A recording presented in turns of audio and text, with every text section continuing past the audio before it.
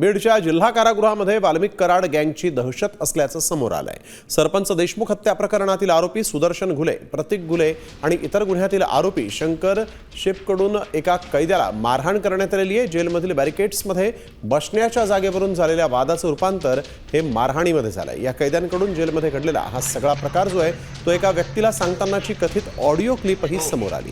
साम TV या audio क्लिपची पुष्टी करत नाही, तर प्रकरण दाबण्याचा प्रशासनाकडून प्रयत्न होत असल्याचा आरोप शिंदे सेनेचे जिल्हा प्रमुख स्वप्नील गलधर यांनी केला आहे। ही ऑडिओ क्लिप आपण ऐकूयात। मैं पर डायरेक्ट में था, सुदर्शन घुले, प्रतीक घुले और शंकर मधुकर शेख, ये तीनों आए और डायरेक्ट मुझे मारना चालू करे। मैं बात भी कर रहा तो बात नहीं करने दे रहे। मेरा हाथ है तो उखड़ गया, ऊपर हड्डी निकल गई और सुन रहे भी नहीं साहब लोग, अभी कोई सुन रहे नहीं मेरी बात। जेलरला बोललो, जेलर म्हणला जेलर त्यांचाच माणूस आहे, त्यांच्या खूप पैसे गिसे घेते पण, और मुझे डरा रहे, मुझे धमकियां दे रहे। वो एक साहब है, वो एक स्टार वाले चिंचाने, उन्हें भी मैं डरा रहे।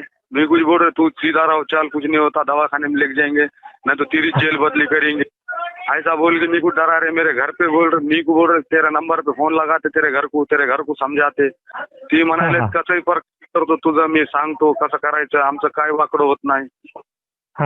संतोष देशमुख प्रकरण करून टाकीन म्हणले, मला धमक्या दिले रात्री। मी म्हणलं बघू, म्हणलं मी कोर्टाला सांगतो, सांग म्हणले कुणाला सांगायचं, काय आमचं वाकडं होत नाही म्हणले।